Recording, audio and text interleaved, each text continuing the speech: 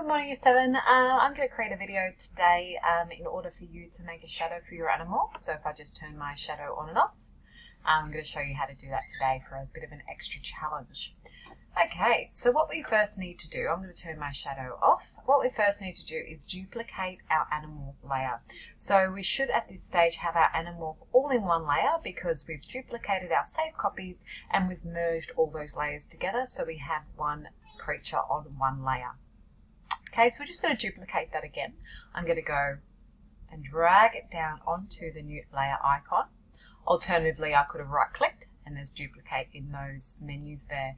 So let's just turn this off for a moment. I'm just going to turn off some of my layers so I can see exactly what I'm doing. Now we want to select the outline of all of our creature. So I'm going to use a shortcut. I'm going to go up to the magic wand and I'm going to go over to select subject. Let's see if it can work its magic.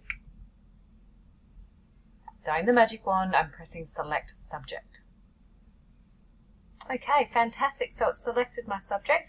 Alternatively, what you could have done is selected the background in that layer and then inversed it. So it selected the elephant. So you would have gone select inverse. Otherwise, I used magic wand and select subject. So what we want to do is fill this layer with a color.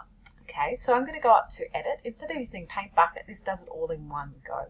I'm going to go to edit and then fill. And I'm going to select color from here. Now I'm going to select in brown just because it looks a little bit more natural. So I'm down in the red and you can see I've selected in here to get a dark brown. Okay, I'm going to press OK and OK again. Great. So we now have our Animorph as a silhouette. I'm going to press Control D. Okay, great. I'm going to put our shadow behind our Animorph. Okay, and I'm just going to see, let's see what we can do with this shadow. I'm just going to move both of my creatures. So I'm going to press Shift so I can select both layers. I'm going to move my creature upwards a little bit. Okay, put him back where I created those other shadows with the burn tool. Alright, so now we're just going to have a little play around with some of the transform tools. So I'm going to go up to Edit, Transform. I might start with Skew. Let's see what happens. Okay. I don't think I really want Skew. You can see what it's doing. So it's like transforming. It's like transforming, but it's allowing you to transform using the corners only. So we can move one corner or one side only. I'm just going to go to distort and see what we can do here. That's looking better. Okay, I'm going to pull down that corner. Now what we want is still to have our shadow touching our feet areas because that's where the shadow comes from. Our feet cause those shadows. So I'm just going to keep going. Let's see, pull that down. So we sort of want to get it like it's been flattened.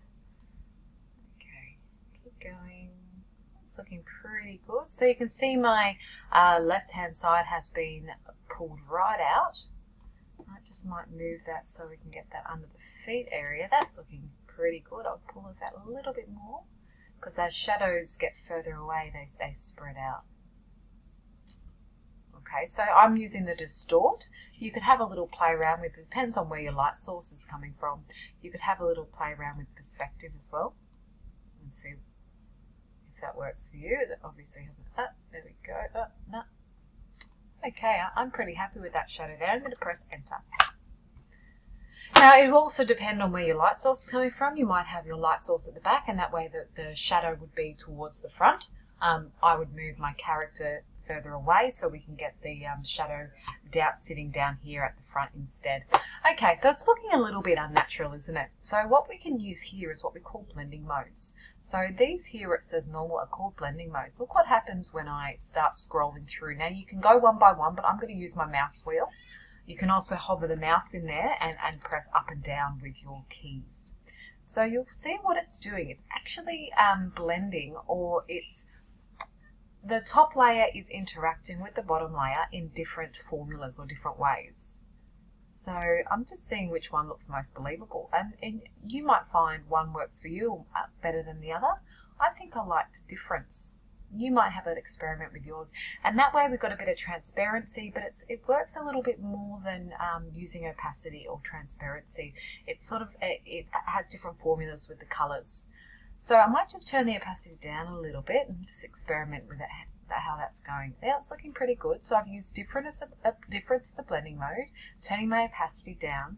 Now if you were to put your hand over your desk with a light source, you'll notice that when the shadow gets further away, it gets a bit blurry. So we're going to use the blur tool. Okay, we're going to come over here and use the blur tool. Okay, let's just double check, blur tool. I'm going to turn the strength up to 100. And you want to turn the hardness to 0 because we want it really soft. And then obviously you can just affect the size. Now, you might not be able to see this too much, but it's actually softening those edges. Okay, because those hard edges look a little bit artificial. They do get a little bit, they're a little bit of a harder edge as you move underneath the feet, because when your hand is closer to the ground or the subject is closer to the ground, the shadow is sharper. Look, I could go one step further if I really wanted to and get the eraser tool, set to 0% hardness. Okay, nice soft brush, nice opacity low. And what I could do is slightly blend out some of this shadow at the top, because as we move further away, it fades away. So what I've just done is create a shadow. If you'd like to do that, you can. It's a bit more of a little advanced technique, but I'd like to see you have a go.